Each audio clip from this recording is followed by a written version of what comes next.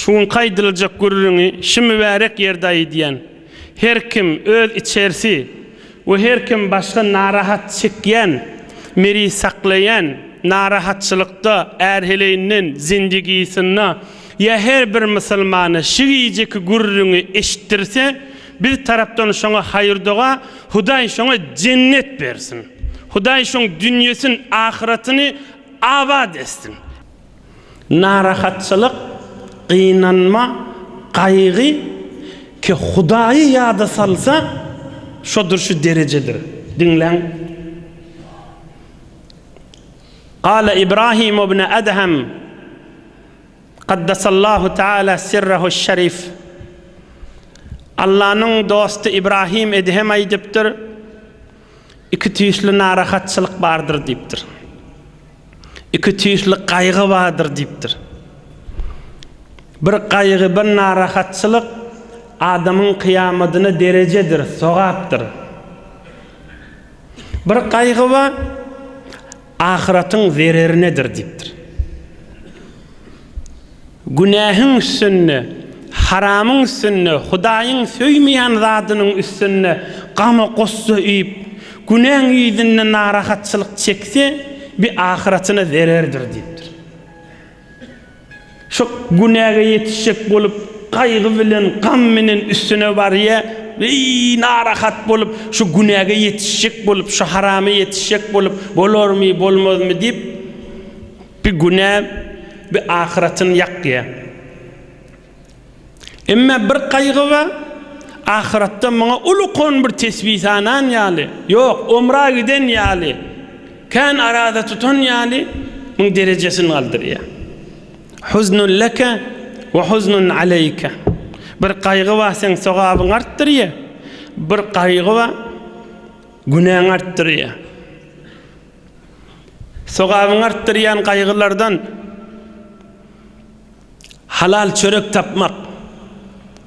Gülýäli jowan oglan gije günni ya öýlenipdir ya öýlenjek bolýar. Şumdan qaýgysy men näme işe gireýin diýip bäde. Her işe de giripdir özü, halal çöregim bolsun diýip.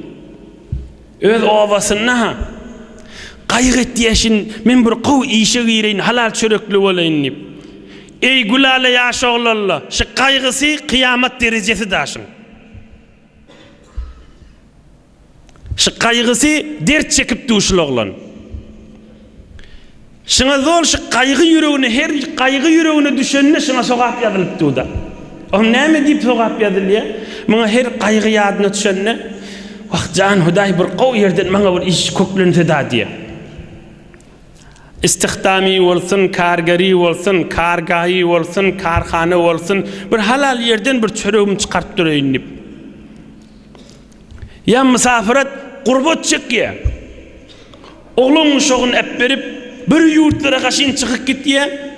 Ýüreginde bir agranma, beýle baran ýerinde bir gowy iş tapylarmy, tapylmazmy? Oglan şoğun içerisini, aýallagyny enatasyny goýup barýar. Baran ýerine iş tapylsa da şoňa altyn tapan ýany hoş, inni zähmet çekip işlemeli, horlanmaly ha. On beýle qady oglan şoğundan bir daşlyk ýüregine bir tir çekdirýär. Ýüregine bir hat çekdirip zol agram düşýär. Ey cemaat, kıyamet derece qaýgy diýerler şuň adyna. Musulmanyň qaýgysy bolar diýerler şo. Hudaýyň ýanyna boş gitýärmi qadiyam asalla. Men sesim eşiter şu işläp duran oglanlar bir tovar kargada, karhanalarda, öz ýurdumyzda we haryçda üýşüp dinleýärler diýeşim mübarek tefsiri. Din tarapdan Allah üçin aýtýan şu işläp berilleri tamam gidip görüşleri Allah'ın ýanyna ibadet hesap bolýardy. Näme diýip dert çekýär? Erti bilen işe gidenlerini öýläçeli oglan uşagy öýde gözleşipdi. Erti bilen işe gidenini akşama çelihi akşam bolmady, dädem dogunum ejem haçam gelýär diýip işden geler diýip gözleşipdi. 2 ay 3 aýdan gelmeli gözleşip durmaly. Şodur şu dert çekmek we şodur şu Allah'ın ýanyna ibadetde. O taada var pakirinin qaýgysy, zenanasy enesi bilen oňşarmy, oňşmazmy? Zinanası ayarlıgonlar bilen oňşar mı, oňşmaz mı? Bu artykmaz gaýgy men artykmaz togabyda. Öz eline de pakirin. Yüreğinde bir dert ba, narahatçılık ba. Eyyub peygamberin derdinin guşelerinden naşıla. Eyyub peygamber sabırlı olupdyr, padaş ýadylyar, sogap ýadylypdyr derejesi olakonna.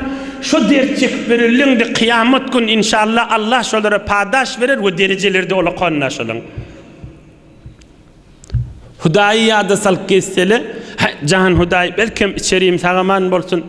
Can Hudayi içeriyim özün içeriyime yoldaş bol. Hudaýa özün içeriyimin ýary bolup bir ýurtlarda gezip beren ýerlerini. Ýa-şi öz obasynda da bolsun. Oň üstüne de bir tofor pakirin kaygısy işläp pul uradyn getirse, şoňa da indi zinanasy razy bolurmy, bolmazmy pakira artykmaz kaygıda. Kıyamet derecesi da şoň. Pakir hoş bolup gelýär, ýanyp gelýär. Hoş bolup gelýär, ýöne ýanyp gelýär. İçerisini şoň menen güldürip bilermi, güldürip bilmezmi dip.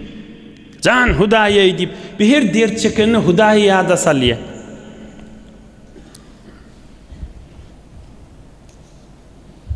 رأى الإمام الأوزاعي إبراهيم بن أدهم قدس سرهما وعلى عنقه حزمة حطب. إمام أهل الشام إمام أوزاعي شام tarafın büyük imamı İmam Ebu Hanife ýaly büyük adam İbrahim etemi örüpdir, boyunna bir çığım odun alıp götürüp barýarmyşdy. Şu odun satıp pul çıkaryanmıştı İbrahim etem. İmam Evzai Ebu Hanife, İmam Ebu Hanife ýaly adam İbrahim ibn Edhem'i örtdür. Boyunnu bir çığım tanap bilen danıp odun alıp barýarmyş. Ohum İmam Evzai aýdypdyr: "Ya Aba İshaq, ila mata hada yakfunak ihwanuka?" Ey İbrahim Edhem dipdir.